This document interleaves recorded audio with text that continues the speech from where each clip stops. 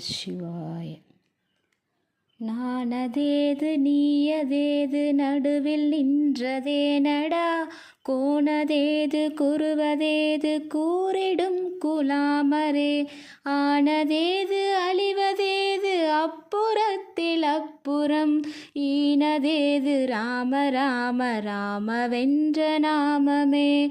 ஓம் நம சிவாய ஓம் நம சிவாய ஓம் நம சிவாய ஓம் நம சிவாய.